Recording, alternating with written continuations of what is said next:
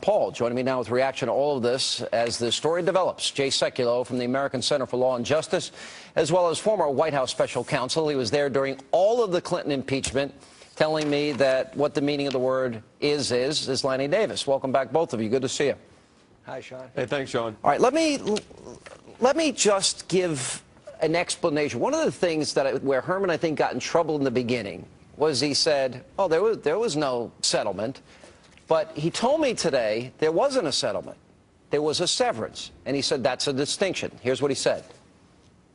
It was a severance agreement. Severance agreements are usually confidential.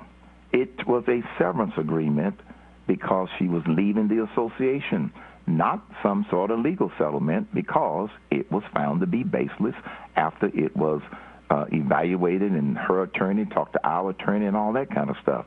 That's why it was a severance agreement. What do you think, Jay?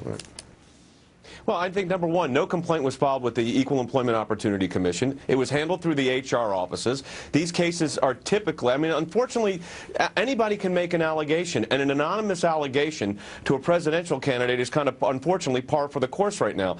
But I think what is significant here is the fact that there has been no formal charges, there was no lawsuit filed, no complaint with the EEOC, and the company made a decision, whether it's called here a severance agreement, to work out a severance package for this employee who was basically at that point a disgruntled employee. To turn that into literally a federal case when no case has been filed is a mistake. And I think that what's happening with the media on this is they are creating a frenzy. It's almost like something we haven't seen in a long time, and Lanny knows this better than anybody.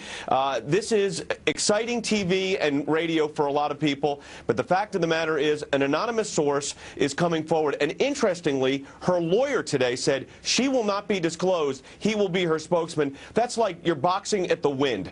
And I think that's unfair. And I think Herman Cain's best approach right now is to continue campaigning and not responding to anonymous complaints here. Lanny, you actually did a very good job defending Bill Clinton during very difficult times. You wrote a book after that. Tell it all, tell the truth, tell it early, tell it yourself. And you actually wrote a pretty good column today. I know I can't believe those words came out of my mouth, but you offered some advice to Herman. And I thought you were sincere in your advice.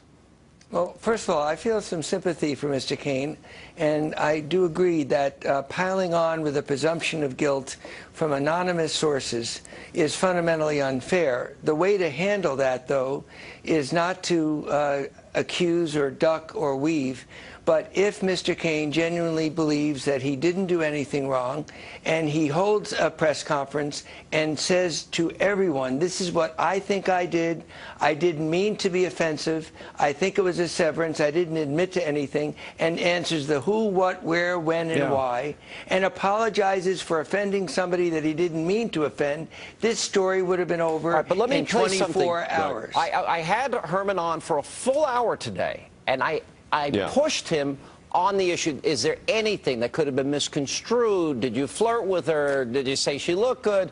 Here's how that conversation went down. Is there anything that you can think of that might have been misconstrued? You talked about somebody's height. Did you tell a woman she looked good, that dress looks hot? Nope. Anything, any flirtation that you can think of? Nope, I didn't, Sean, and let me tell you why. Because being in business, I learned a long time ago that unless I am really, really comfortable with the fellow employee, I don't pay women compliments unless I know them well enough that they're not going to take it the wrong way. I know with this particular case, I didn't make those kind of compliments. I didn't say that she looked hot or whatever and this sort of thing. Why? Because when you're in a leadership position, you run the risk of it being misunderstood. I don't think he can be any more adamant, Jay. No, but here's where I think Lanny and I are in agreement here because we're both defense lawyers in a sense here.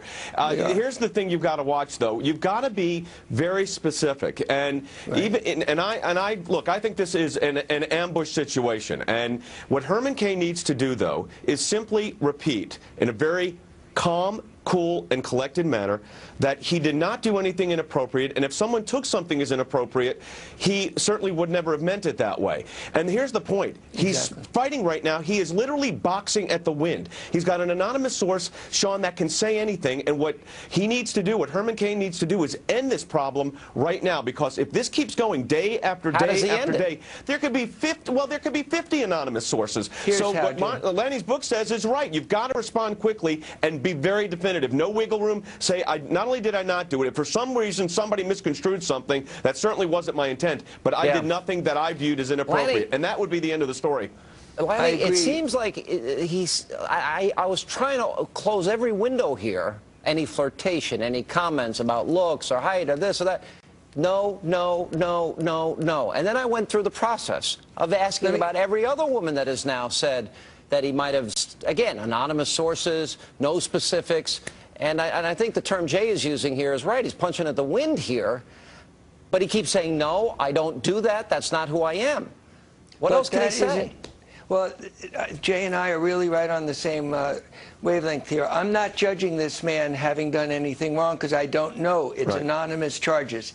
And I think he's allowed and should be presumed to be innocent. But to deal as a presidential candidate with this crisis, my advice to him is, Mr. Cain, call a press conference, bring everybody together. All bets are off on confidentiality. Forget that. As a lawyer, I would advise you that you are not held to confidentiality when you're attacked. I asked him that. He did not sign a confidentiality Therefore, agreement. he should say who, what, when, where, all the details, and then say, if I offended this woman, I apologize. And this story would be over. Until she speaks, until the media finds somebody else that says it, until, you know what's amazing about this? I said this last night, and I know it's going to drive you nuts, Lanny. They asked Barack Obama once about Bill Ayers. A guy in the neighborhood. Started his career in the guy's house, gave speeches, sat on boards with him. Do you think there's a double standard here in the media, Lanny? Well, I think on this program he was asked a lot of questions. No. He didn't have the courage to come on he got a lot of criticism. Well, he had a lot of criticism about Bill Ayers from people like yourself. One question, that's the difference. Herman Cain is answering questions. And he's trying my advice to anyone, whether it's President Obama or certainly in the case of Mr. Cain. I agree. President Obama should hold a press conference on Ayers. Well, he answered plenty of questions about Ayers, but Mr. Cain is running for president. But there's no doubt there's a double standard. I mean, there's a double standard, but you know what? That double standard right now doesn't help Herman Cain. What helps Herman Cain is tomorrow morning, call a press conference, say exactly what Lanny and I have been talking about, and then, Sean, you know what happens? If the 5th person or 10th person comes out, at that point, it doesn't matter. He's already made his statement, and he should be back to campaign. He should make the statement and be back in the campaign 15 minutes later and get on this topic, because no one's talking about 999. Everybody's talking about this. So he needs to make that definitive statement, get it over with. Guys, thanks for being with us. Sean. I can't believe Jay Sekulow and Lanny Davis agree. We've made history on this program. There you go. Good to see you.